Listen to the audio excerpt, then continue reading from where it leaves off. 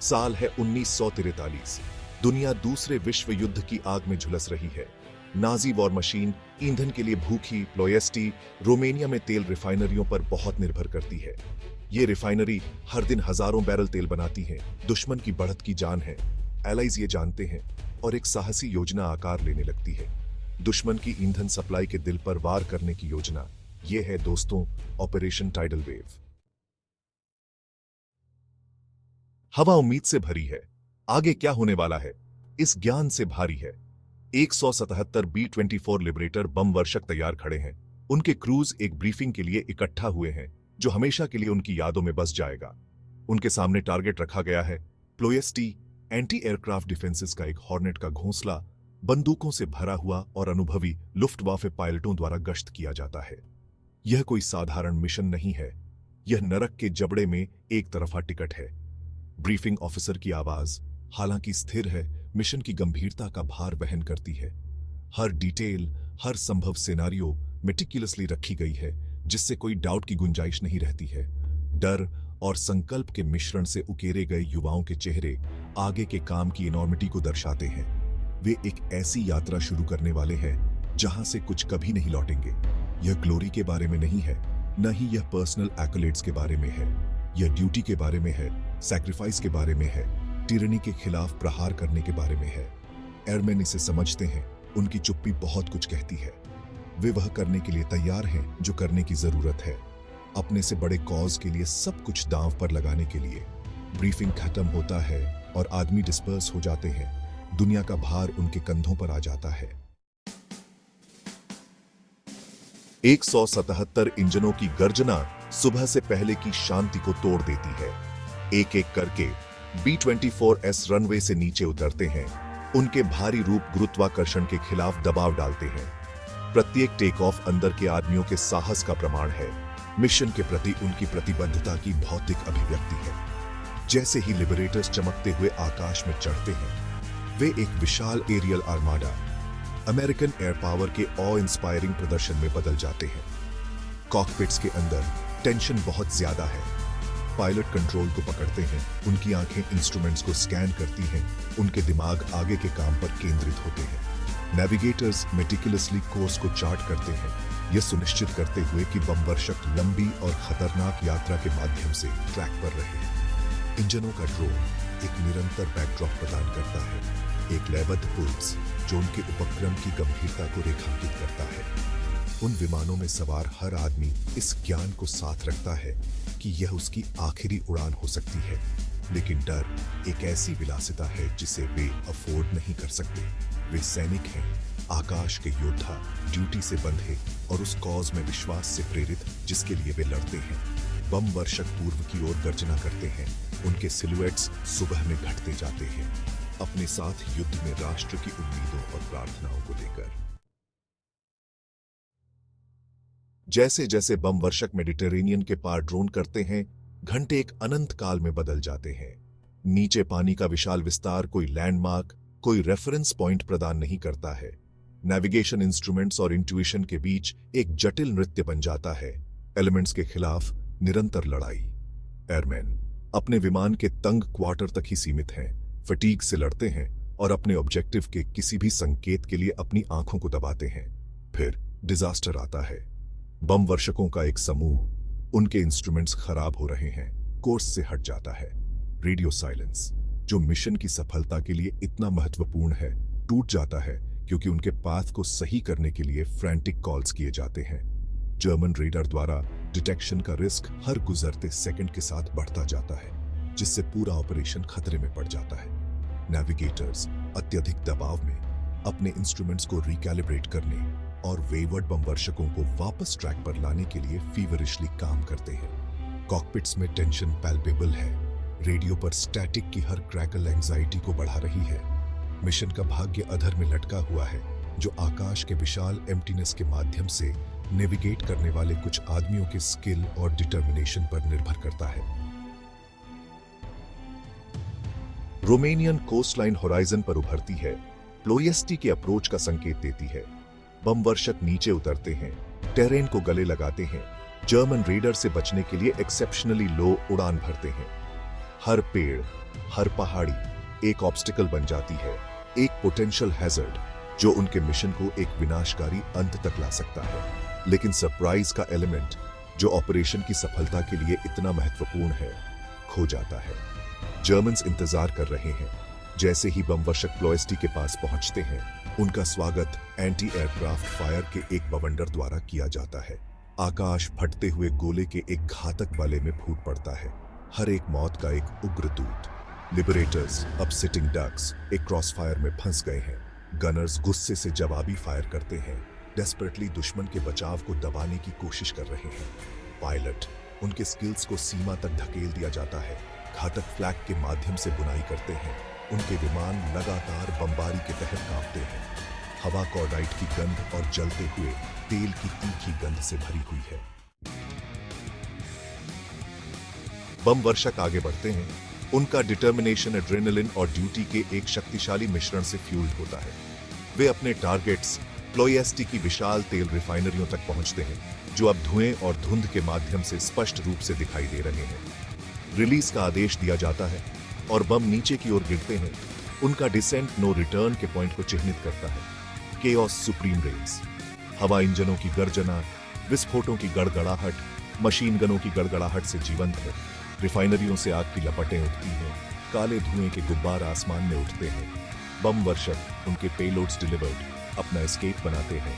आग और स्टील के एक गॉन्टलेट को चलाते हैं। Casualties mount. कुछ लिबरेटर्स फ्लैग से क्रिपल्ड पृथ्वी की ओर गिरते हैं। उनका उग्र डिमाइस मिशन की कॉस्ट का एक स्टार्क रिमाइंडर है। अन्य गोलियों से रिडल्ड, दूर लिम्ब, उनके क्रूज अपने घायल विमान को हवा में रखने के लिए जूझ रहे हैं।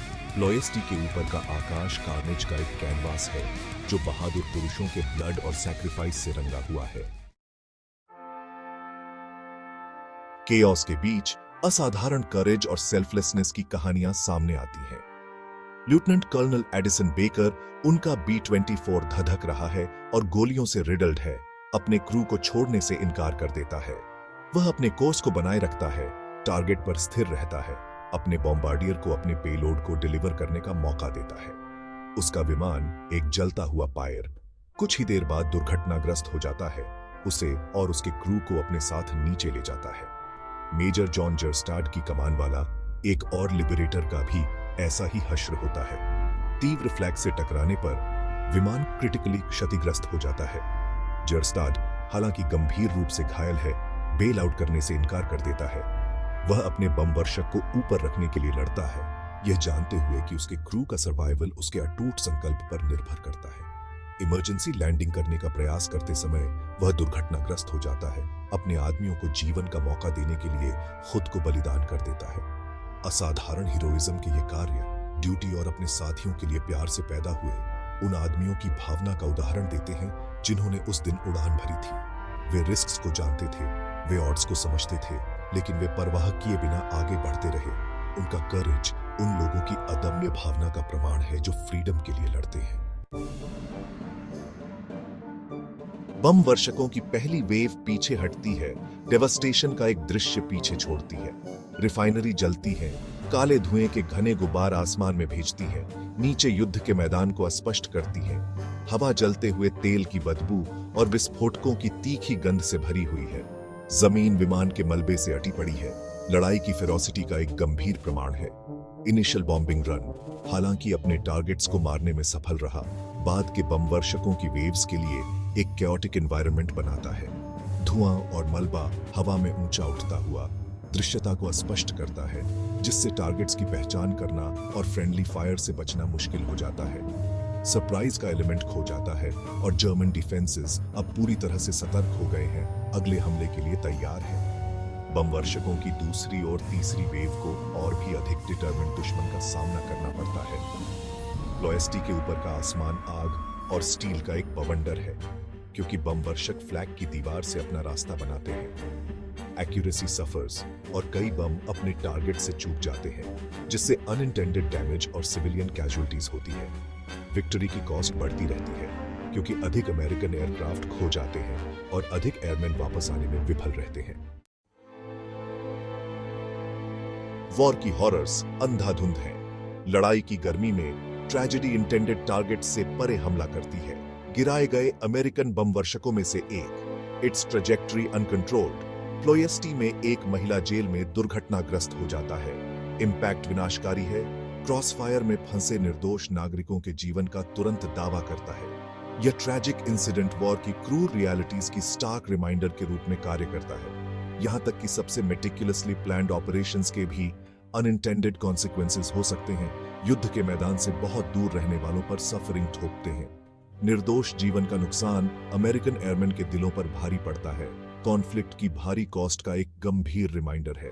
टायरनी के खिलाफ युद्ध एक राइचस कॉज है, लेकिन विक्ट्री अक्सर एक भयानक कीमत पर आती है। प्लोएस्टी में अनइंटेंडेड कैजुअल्टीज युद्ध की कॉम्प्लेक्सिटीज, किए जाने वाले कठिन विकल्पों और युद्ध के मैदान से कहीं आगे तक फैले स्थायी कॉन्सिक्वेंसेस को रेखांकित करते हैं। बचे हुए बमवर्षक उनके पेलोड्स डिलीवर्ड अपनी लंबी वापसी शुरू करते हैं। प्लोएस्टी के ऊपर का आसमान, जो कभी इंजनों की गर्जना और विस्फोटों की गड़गड़ाहट से भरा हुआ था, अब एक सॉम्बर एक्सोडस का गवाह है। लिबरेटर्स, कई युद्ध के निशान वाले, घर की ओर लिंप, उनके क्रूज थके हुए लेकिन दृढ़ है। रेड की कॉस्ट चौंका देने वाली है। 51 B-24s खो गए हैं। उनका मलबा रोमेनियन कंट्री साइड में बिखरा हुआ है। 300 से अधिक एयरमैन मारे गए हैं या लापता हैं। उनके भाग्य हमेशा के लिए युद्ध के कोहरे में डूबे हुए हैं। सर्वाइवर्स, हालांकि इन्फर्नो से बचकर राहत मिली है, अपने साथ लॉस का भारी बोझ उठाते हैं। बेस पर वापस लंबी यात्रा रिफ्लेक्शन के लिए, मॉर्निंग के लिए, उन रियलिटीज से जूझने का समय है जो उन्होंने सहा है। कम्बैट के क्रूसिबल में जाली कमराडरी सॉलिस प्रदान करती है, अनुभव का एक साझा बंधन जो उन भयावहताओं को पार करता है जो उन्होंने देखी है। ऑपरेशन टाइडल वेव के बाद प्राइड और सॉरो का मिश्रण है। एयरमैन के करेज और सैक्रिफाइस को मेडल्स ऑफ ऑनर और डिस्टिंग्विश्ड सर्विस क्रॉसेस से मान्यता प्राप्त है, जो भारी ऑड्स के सामने उनकी वीरता का प्रमाण है। हालांकि मिशन का स्ट्रेटेजिक इंपैक्ट उम्मीदों से कम है। जबकि प्लोएस्टी में रिफाइनरियों को सिग्निफिकेंट डैमेज होता है, उन्हें जल्दी से रिपेयर किया जाता है और एक्सिस ऑयल प्रोडक्शन महीनों के भीतर फिर से शुरू हो जाता है। नाजी वॉर मशीन के खिलाफ प्रहार, हालांकि सिग्निफिकेंट है, निर्णायक नहीं है। ऑपरेशन टाइडल वेव की लेगेसी बनी रहती है, एक निर्णायक विक्ट्री के रूप में नहीं, बल्कि उस दिन उड़ान भरने वाले पुरुषों के करेज और सैक्रिफाइस के प्रमाण के रूप में। उनकी कहानी फ्रीडम की उच्च कॉस्ट, सेवा करने वालों को याद रखने के स्थायी महत्व और बेहतर भविष्य के निर्माण के लिए अतीत से सीखने की आवश्यकता की याद दिलाती है। ऑपरेशन टाइडल वेव उन सैक्रिफाइसेस की एक स्टार्क रिमाइंडर के रूप में कार्य करता है जो WWEI के दौरान फ्रीडम के लिए लड़ने वालों द्वारा किए गए थे। इस साहसी मिशन में भाग लेने वाले एयरमैन को दुर्गम ऑड्स का सामना करना पड़ा, ये अच्छी तरह से जानते हुए कि कई वापस नहीं आएंगे। खतरे के सामने उनका करेज और सेल्फलेसनेस हम सभी के लिए एक इंस्पिरेशन का काम करता है। इन एयरमैन द्वारा प्रदर्शित ब्रेवरी, एक बड़े कॉज के लिए अपने जीवन को समर्पित करने की उनकी इच्छा, स्थायी मानवीय भावना का प्रमाण है। ऐसे हिस्टोरिकल मिलिट्री ऑपरेशंस को याद रखना केवल नॉस्टैल्जिया का कार्य नहीं है, बल्कि सेवा करने वालों का सम्मान करने और यह सुनिश्चित करने का एक महत्वपूर्ण हिस्सा है कि उनके सैक्रिफाइसेस को कभी भुलाया नहीं जाता है। ऑपरेशन टाइडल वेव से सीखे गए लेसन्स, मिलिट्री स्ट्रैटेजी और कॉन्फ्लिक्ट की ह्यूमन कॉस्ट दोनों के संदर्भ में आज भी गूंजते हैं। ऐसी घटनाओं का अध्ययन और रिफ्लेक्शन करके हम अतीत की गहरी समझ हासिल करते हैं और वर्तमान और भविष्य की चुनौतियों का सामना करने के लिए खुद को तैयार करते हैं।